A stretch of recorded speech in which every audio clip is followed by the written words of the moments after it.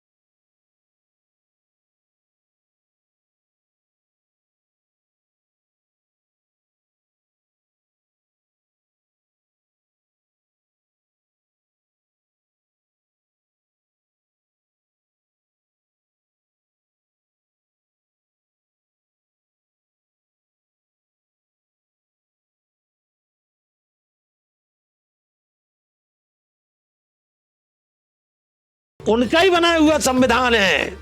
उसमें तो ये भी कहा जा रहा ना कि जो मध्य प्रदेश के न्यायाधिपति थे जी उन्होंने 4 वकीलों ने अपना 2 लाइन का पेपर लिख करके सादे में जी और हस्ताक्षर किए जो अंबेडकर समर्थक समुदाय था जी, और वहां ले जाके उन्होंने दे दिया। जबकि जो बार है, बार और बेंच का जो आपस का संबंध है उसको बहुत ज्यादा तवज्जो कानून के क्षेत्र में, विधि के क्षेत्र में दी जाती है जी।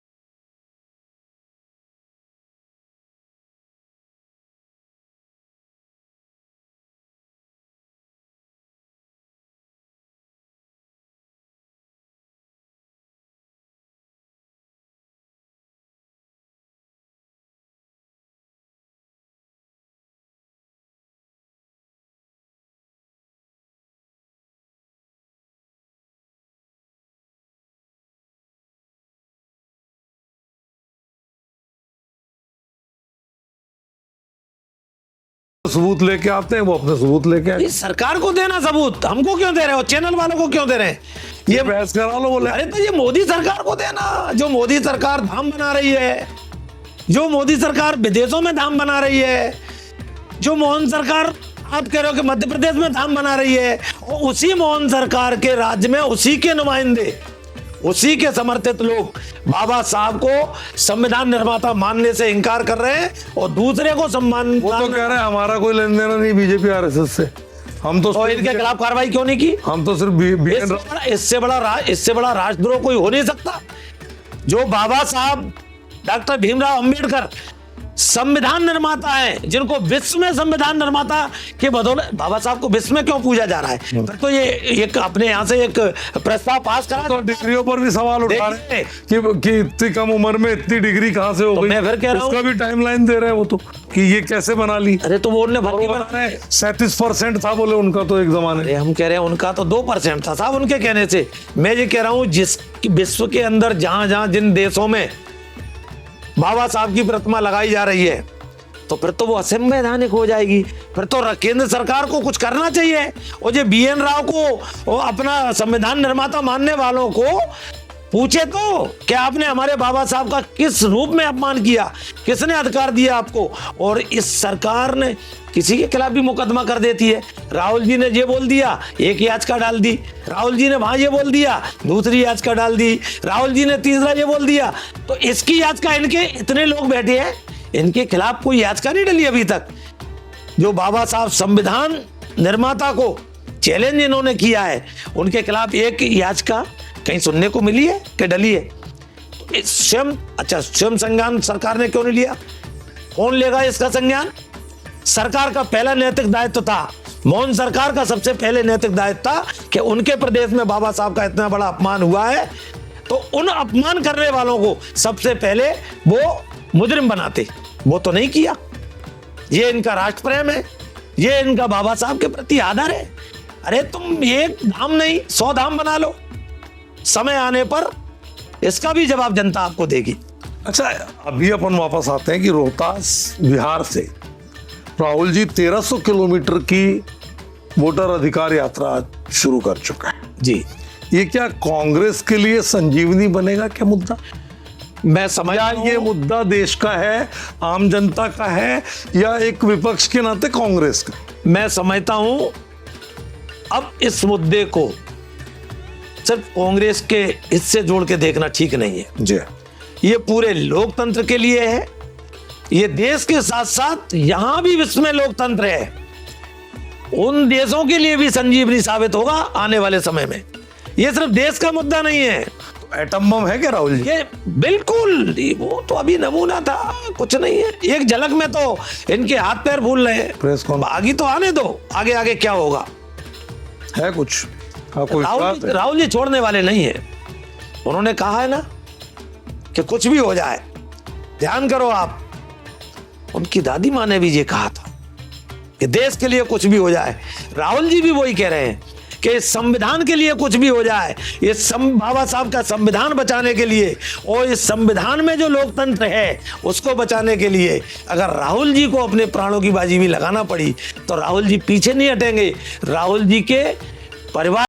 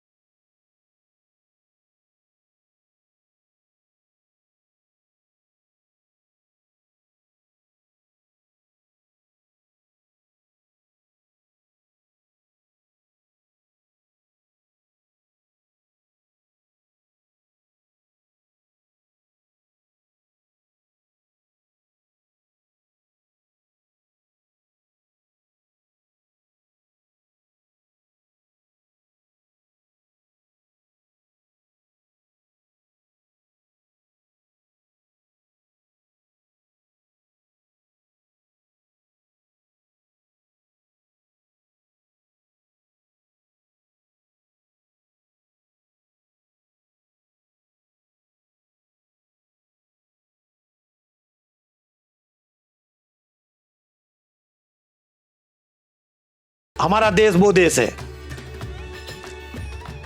और इसलिए ये जो बात कर रहे हैं ना कि ये समाज, ये कोई नहीं समाज सभी देश में आदमी हिल मिल के रहना चाहती है। हमारा देश सभी का देश है, और इस देश को बनाने में, वो इस देश को आजादी कराने के बाद नुकसान हुआ है क्या इनको? मैंने कहा ना, राजनीतिक, देखिए वो तो भगवान जाने, जिस तरह इन्होंने बनाया है, भगवान के साथ जो किया है।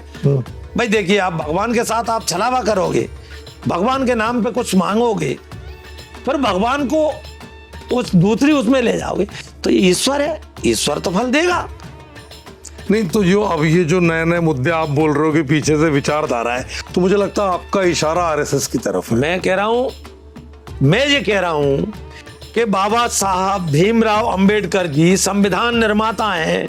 14 अप्रैल को सभी दल के लोग, सभी राजनीतिक लोग उनको नमन करते हैं कि नहीं करते? आज विश्व के अंदर उनकी प्रतिमाएं लग रही, तो क्यों लग रही हैं? उनको भारत रत्न से नवाजा गया, क्यों नवाजा गया? और उनकी विचारधारा के लोग, उनकी पार्टी के लोग बाबा साहब पे इतना बड़ा आक्षेप लगा रहे हैं कि वो संविधान निर्माता ही नहीं थे, वो संविधान किसी और ने लिखा। जो आरोप लगा रहे बोल रहे हैं पार्टी में है नहीं ना, किसी बात का, उनका पार्टी का इतिहास देखो, निकालो, खंगालो, कौन विचारधारा के लोग हैं? वकालत है बोले हम, किसी बात कर रहे हो? अच्छा, ये काला कोट पहनने का अधिकार किसने दिया? मैं फिर वहीं आ रहा हूँ, वकालत करने का अधिकार किसने दिया? बाबा साहब के संविधान ने। वरना किसी राजा महाराजा के दरबार में या तो कोई तुरई बजा रहे होते, या कोई ढोल बजा रहे होते, या कोई शंख बजा रहे होते, या मजीरा बजा रहे होते। अगर किसी वर्ग का व्यक्ति, ये काला कोट पहनने का अधिकार हर वर्ग को दिया है बाबा साहब ने, सिर्फ दलितों को नहीं दिया, सिर्फ पिछड़ों को नहीं दिया, सामान्य को उसे पहनने से रोका नहीं। तो विधानसभा में आप उठाएंगे ये सवाल? आपने देखिए, हमारा मुद्दा बहुत साफ था, हमको पूरा विश्वास था कि हमारी विधानसभा 8 तारीख तक चलेगी, और हम इस मुद्दे को बखूबी संवैधानिक तरीके से, क्योंकि हम संविधान को मानने वाले लोग हैं, क्योंकि हमको सब विधानसभा भी चलवाना थी। हम पे आरोप लगता है कि विपक्ष विधानसभा नहीं चलने देता, सदन नहीं चलने देता।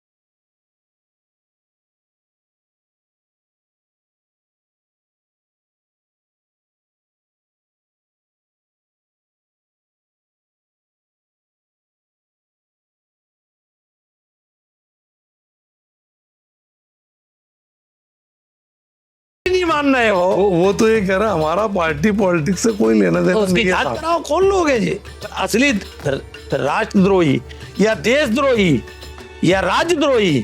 मनीष जी, पूरी जिम्मेवारी के साथ कह रहा हूं, इनके पास वो धाराएं बनती हैं। क्यों सरकार चुप है?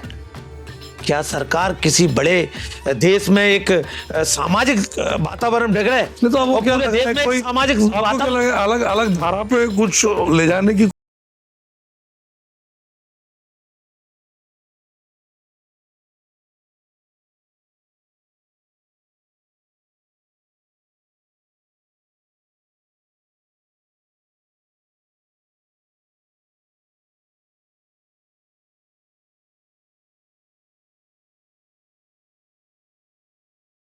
अपनी शिक्षा देता है, उस पे केस लगा देती है सरकार। वो सरकार भले उत्तर प्रदेश की हो, ये तो मोदी जी की सरकार के मातहत, चाहे मध्य प्रदेश की हो। मतलब एक शिक्षक पे ये बोलने पे केस लग गया कि शिक्षा का दीप जलाना, इस पे केस लग गया। लेकिन बाबा साहब के प्रति इतना बड़ा अनादर, उनको संविधान निर्माता ही नहीं मानेंगे, उसके ऊपर सरकार चुप है, तो ऐसे 100 धाम बना ले। अच्छा, आखिरी सवाल।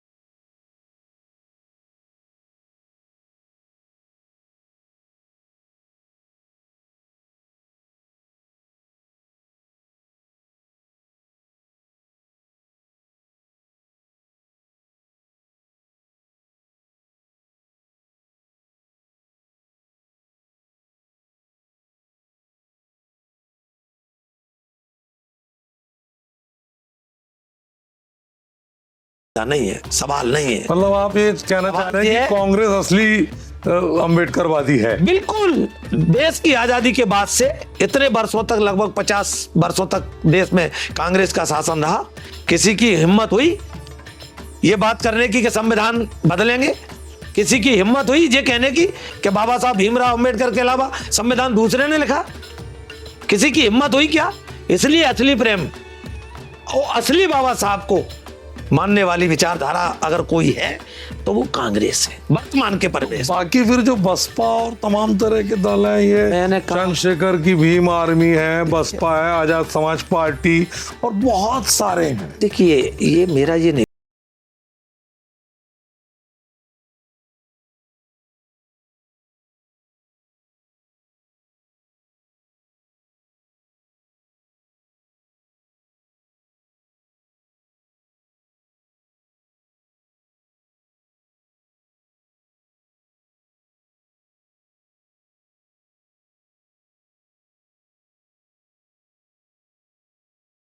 इस पर बिल्कुल भी आप इत्तेफाक नहीं रखते कि ये भीम आर्मी बने या सवर्ण कोई भी आर्मी बने, तो किसी प्रकार की आर्मी बने, मैं किसी भी आर्मी के खिलाफ हूँ। आर्मी सिर्फ एक है देश के अंदर, उसका सम्मान है, सम्मान रहना चाहिए और उसके सम्मान के साथ सभी दलों को खड़ा होना चाहिए।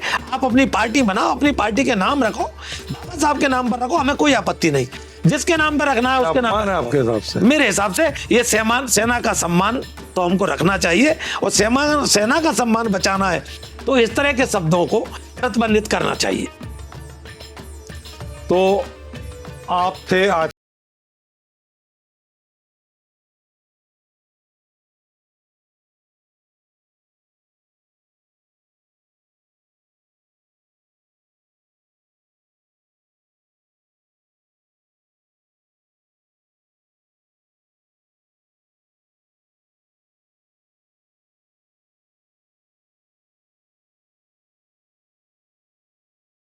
चर्चा से बहुत कुछ ऐसा मिलेगा कि उन्हें लगेगा कि नहीं, राजनीति में स्पष्टवादिता अभी बची हुई है। नमस्कार। देश दुनिया की सभी खबरें देखने के लिए जुड़े रहिए आचरण न्यूज से। आचरण न्यूज, हर कदम आपके साथ।